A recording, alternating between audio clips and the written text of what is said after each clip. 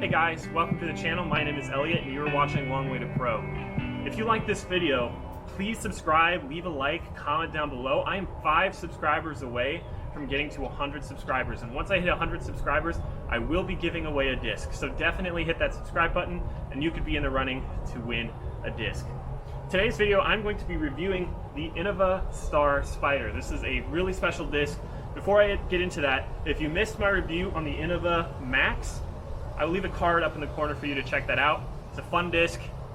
You get to see how it flies, and yeah. So if you're interested, check that one out. But for now, we're talking about the Spider, and not the Spider that my wife is deadly afraid of, but a disc that I think the baskets are going to be deadly afraid of. This disc is super fun. I think it's out of production, but Innova just dropped a limited run of these things around Halloween, which I think explains a super sick stamp. Check that out. That is a really pretty stamp. The Spider has a flight rating of 5 speed, 3 glide, 0 turn, 1 fade. And that's a really interesting flight ratings, and I think one of the reasons for that is because this is a narrow diameter mid-range disc.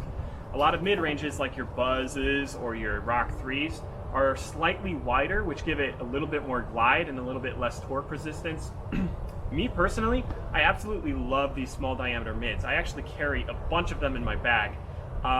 One of which you may have seen before is the Crow. I absolutely love the Crow. It's a narrow diameter disc and actually very similar in the way it's molded to the Spider. It's a 5 speed, 3 glide, 0 turn, 2 fade versus 1 fade. And I actually have a first run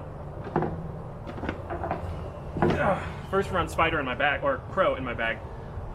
Just want to show you the similarities here. Check out the nose shape. I don't know if you can tell here, but the nose shape on these discs is actually very similar. The depth is also very similar. So these discs moving from one to the other actually doesn't feel that different for me. So I really like that, and I think that gives this a better chance of going in my bag than something that feels totally different than the Crow, which is my favorite disc in the bag right now. So, but we're not doing it in the bag, we're doing a review. So the thing about the Spider that makes it different from the Crow is that the Spider has this pretty significant bead on the underside, and normally what the bead does is the bead makes it slightly more overstable. And so I was surprised when I saw that the flight ratings were 5.301, because that suggests that it's more understable or straighter than the Crow, but the Crow is slightly beadless. I think it's got a little tiny micro bead, so it'll be interesting to see how overstable this thing is and how long it keeps that stability. So taking out to the field over here, I threw it on a couple of different releases, and each time I was blown away by how overstable this disc is.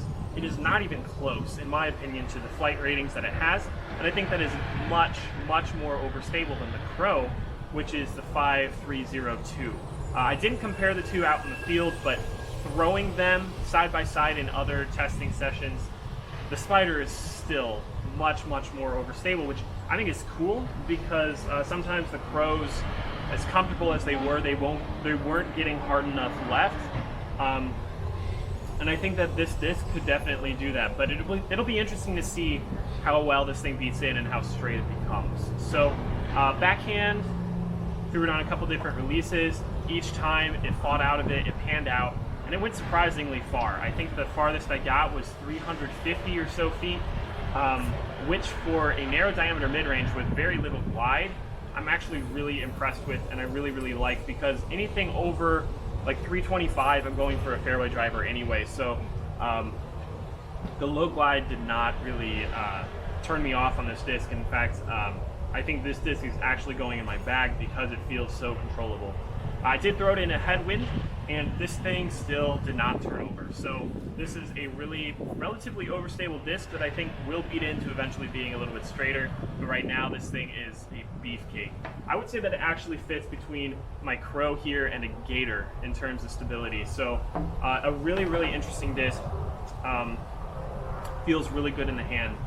I will leave a link down below in the description if you're interested in picking up one of these limited run Spiders. It's an out of production disc, so it's pretty rare, but absolutely worth picking up. It's an awesome disc, so definitely check that out. So yeah, that's my review on the Spider. If you like this video, again, like, comment, subscribe, do all the YouTube things. It'll help me out, and you may just win a disc in the future. So thanks for watching this video. I hope to see you in the next one. I've got lots of things backed up, but just with my schedule, editing smaller things is going to be easier than editing a really big project. So yeah, thanks for watching, and I will see you in the next one.